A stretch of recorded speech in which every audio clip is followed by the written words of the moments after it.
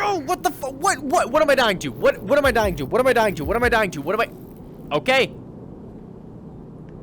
Grass? I was killed by grass? What? Grass? I say yet again, grass. Okay, there better be some fucking grass type Pokemon in there, because that was highly upsetting.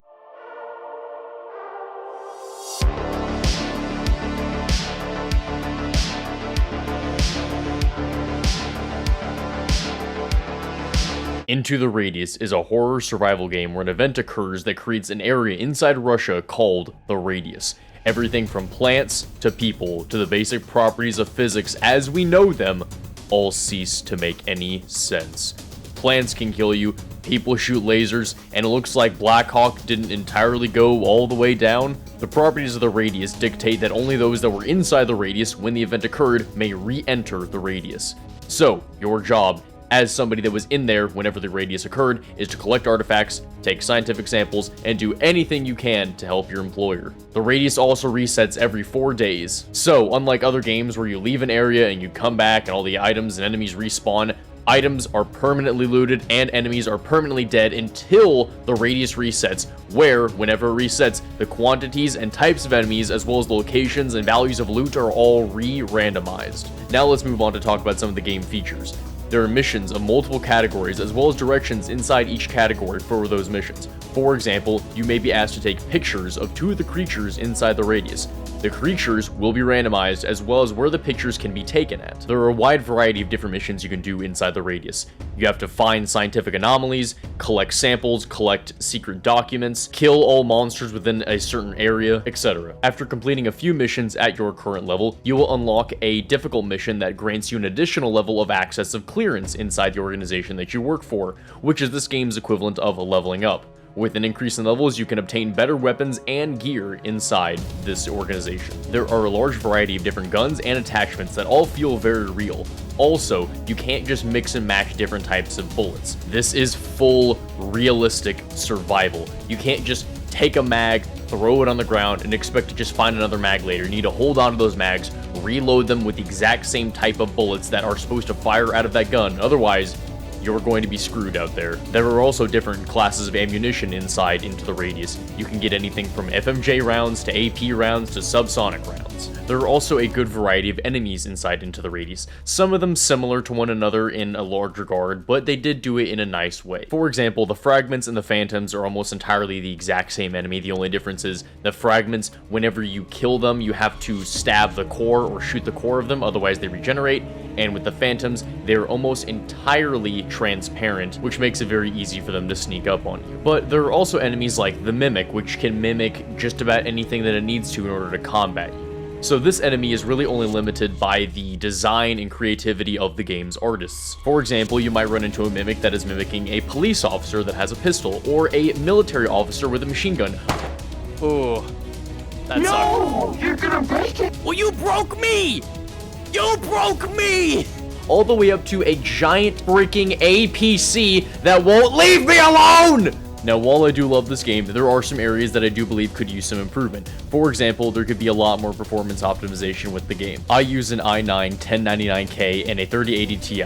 I would have some frame drops on there if I had it open with any streaming software and tried to stream it. So somebody with a lesser computer, even without running any additional software or a standalone Quest, could have performance issues. This, however, was a problem with the most recent update, and it was only a slight performance issues, but I did want to take note of that and let you guys know in case you have any performance issues as well, it's not just you. Another request I would have would be adding in co-op. I know this is a really big ask and this is purely personal preference, but even if the co-op was not cross-platform between Quest and PC VR, I think this would add a lot to the game. I would have endless fun hours in here if I got to force one of my friends that typically does not like horror or survival type games, something that might give them a little bit of scare.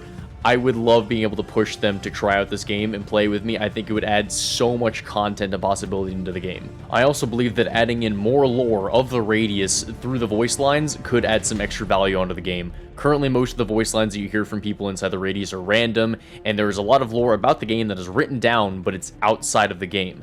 If the developers added more of that lore into places around the radius, I think that it would be more enjoyable to learn about. There are also some people that have auditory preferences. I believe that if you were to add in a feature where if you hold up some of the notes that have additional lore on it and locations you can go and explore, but you press a button and it reads the note out loud to you, that some people would prefer this type of feature. Also, as somebody that uses full body haptics, I will tell you, haptics users, the haptics in this game feel incredible. They've got haptics for consumables, damage, placing on your backpack, recoil. They even have haptics for smoking a cigarette, for crying out loud. The effort that they put into this is awesome.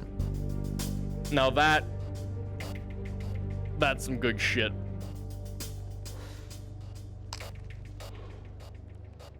I can see why people smoke now. Now, I know a lot of people typically like to ask me, is this game worth the price?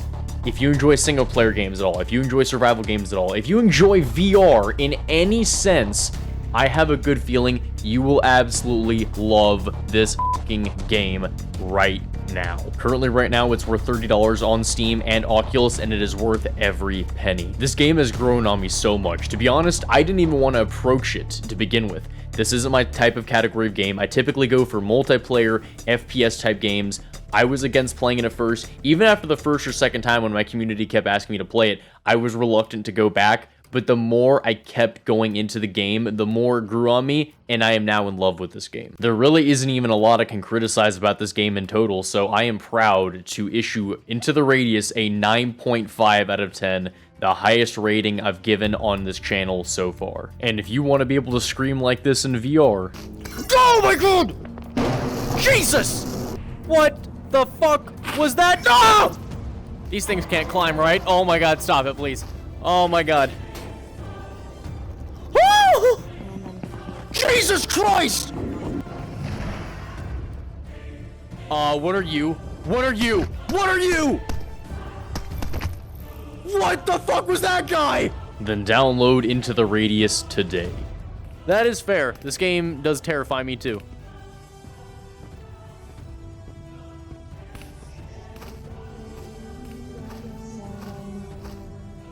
This is the landlord. We have a no singing policy.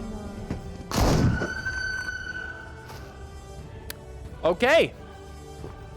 Well. I never want to see that again.